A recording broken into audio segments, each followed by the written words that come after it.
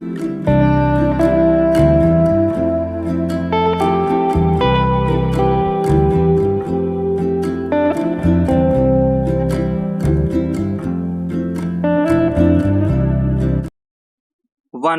2, 3 start.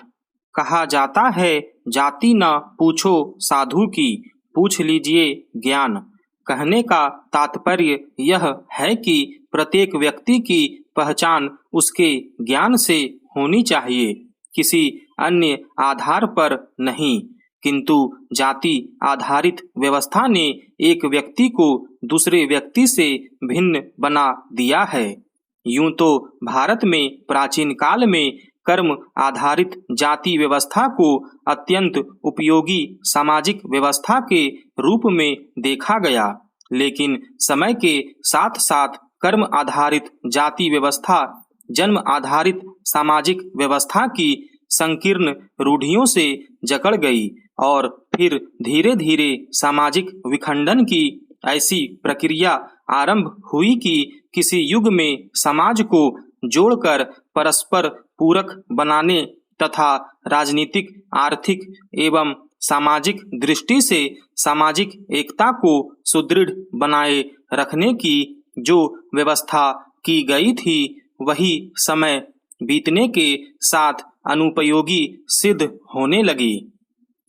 कुछ ऐसी कुरीतियों एवं कुप्रथाओं ने जन्म लिया जो समाज द्वारा खींची गई लक्ष्मण रेखाओं के कारण पनपी और उनके उल्लंघन को समाजों के इन तथाकथित कर्णधारों ने दंडनीय अपराध घोषित कर दिया। सामाजिक बहिष्कार का दंड विधान और समाज से बहिष्कृत होने का भय किसी मुस्लिम को हिंदू से या हिंदू को मुस्लिम से या फिर एक जाति के सदस्य को किसी अन्य जाति के सदस्यों से प्रेम या विवाह करने से रोकता है।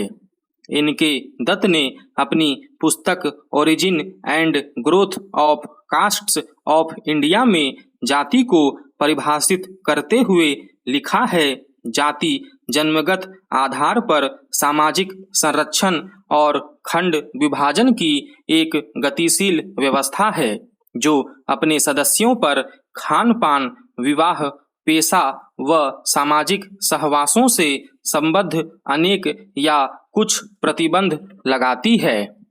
संभवतः मानव समाजों में स्तरीकरण का विकास वंशागत और सामाजिक दोनों कारणों से हुआ है। वंशागत स्तरीकरण जातिगत स्तरीकरण है, जबकि सामाजिक स्तरीकरण गैर जातिगत स्तरीकरण है। वंशागत स्तरीकरण से दो भिन्न समाजों के विलय का बोध हो जाता है। जब एक जाति समूह दूसरे जातीय समूह या समूहों पर अस्थायी रूप से न्यूनाधिक प्रबल हो जाता है तो वंशागत स्तरीकरण निर्मित हो जाता है। भारत में हिंदू जाति व्यवस्था इसी प्रकार के स्तरीकरण का उदाहरण है। हिंदू समाज भारत की आदिकालीन जातियों और आर्य जातियों के विलय से बना है। सामाजिक स्तरीकरण में एक समाज के अंतर्गत पद स्तरों की एक व्यवस्था विकसित होती है। धर्मशास्त्र के अनुसार हिंदू समुदाय को गुण एवं कर्म के आधार पर 4 वर्णों में विभाजित किया गया था। भारतीय समाज परंपरागत रूप से ब्राह्मण, क्षत्रिय, वैश्य और शूद्र वर्णों में विभक्त माना जाता है। श्रीमद्भगवत गीता में भी गुण व कर्म के आधार पर समाज को 4 वर्णों में बांटे जाने का उल्लेख किया गया है। समय के साथ साथ इन्हीं 4 वर्णों में से असंख्य लगभग 5000 से अधिक जातियों का उद्भव हुआ। भारतीय सामाजिक व्यवस्था का अध्ययन करने के क्रम में प्रसिद्ध समाजशास्त्री एम.एन. श्रीनिवास ने वर्ण प्रारूप एवं जाति प्रारूप की अवधारणा सामने रखी। जहां वर्ण प्रारूप पाठ्यात्मक है, वहीं जाति प्रारूप संदर्भात्मक पाठ्यात्मक दृष्टिकोण के अंतर्गत हम उपरोक्त 4 वर्णों की मुख्य विशेषताओं के आधार पर विभिन्न जातियों के एक सामान्य स्तरीकरण की पहचान करते हैं, जबकि किसी जाति विशेष की विशिष्ट विशेषताओं एवं सामाजिक स्तरीकरण में वास्तविक स्थिति की पहचान के लिए हमें जाति प्रारूप संबंधी संदर्भात्मक दृष्टिकोण का सहारा लेना पड़ता है, जो अधिक सटीक एवं प्रासंगिक है। भारतीय जाति व्यवस्था में बदलते हुए मूल्यों के साथ परिवर्तन हो रहा है। आज धन एवं शिक्षा जैसी सुविधाएं उच्च एवं निम्न दोनों जातियों के सदस्यों की पहुंच के भीतर हो गई हैं। इन परिवर्तनों का आरंभ मुख्य रूप से 19वीं शताब्दी से हुआ, जब राजा राम मोहन राय और कुछ अन्य प्रगतिवादियों ने जाति व्यवस्था के विरोध में आवाज उठानी शुरू की। भारत के स्वतंत्र होने के बाद जब यहाँ समतावादी मूल्यों पर आधारित लोकतांत्रिक और धर्मनिरपेक्ष समाज की स्थापना हुई, तब जाति व्यवस्था के नियमों में बहुत तेजी से परिवर्तन होने लगा। औद्योगिकरण, नगरीकरण, शिक्षा, स्त्री जागरूकता तथा गतिशीलता में वृद्धि होने से जाति व्यवस्था के बंधन शिथिल पड़ने लगे।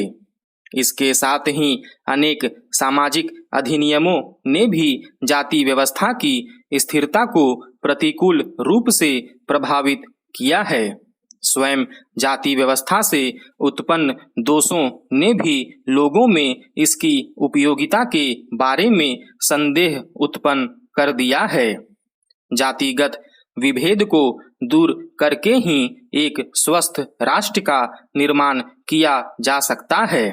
इसलिए यह व्यवस्था की गई है कि राज्य किसी भी नागरिक के प्रति धर्म, वंश अथवा जाति के आधार पर किसी प्रकार का भेदभाव नहीं करेगा। संविधान के अनुच्छेद 38 के 1 में यह स्पष्ट कर दिया है कि राज्य प्रभावकारी ढंग से एक ऐसी सामाजिक व्यवस्था की स्थापना और संरक्षण द्वारा लोक कल्याण में वृद्धि करेगा, जिससे राष्ट्रीय जीवन की सभी संस्थाओं द्वारा व्यक्तियों को सामाजिक, आर्थिक और राजनीतिक न्याय मिल सके। इस भावना के अनुरूप अस्पृश्यता, वैवाहिक निर्योग्यता, स्त्रियों की निम्न स्थिति तथा जन्म पर आधारित सामाजिक विभेदीकरण को समाप्त करने के लिए बहुत से सामाजिक अधिनियम पारित किए गए हैं, जिनसे जाति के आधार स्तंभ तेजी से ढहने लगे हैं। अतः वर्षों से चली आ रही परंपराएं जब युगानुकूल नहीं रहती, तो कोई भी प्रबुद्ध समाज उसमें आवश्यकता अनुसार परिवर्तन करने में संकोच नहीं करता। जो समाज परिवर्तन की आवश्यकता महसूस होने पर भी परिवेश की उपेक्षा करते हुए और पूर्व स्थापित व्यवस्थाओं की वर्तमान में अनुकूलता की परवाह किए बिना उसका अंधानुकरण करता रहता है, वह समाज पिछड़ जाता है। वह समाज न केवल अन्य समसामयिक समाजों से अलग थलग पड़ने लगता है, बल्कि उसके सदस्यों के बीच विद्रोह एवं संघर्ष की स्थितियों से उभरने का खतरा भी मंडराने लगता है।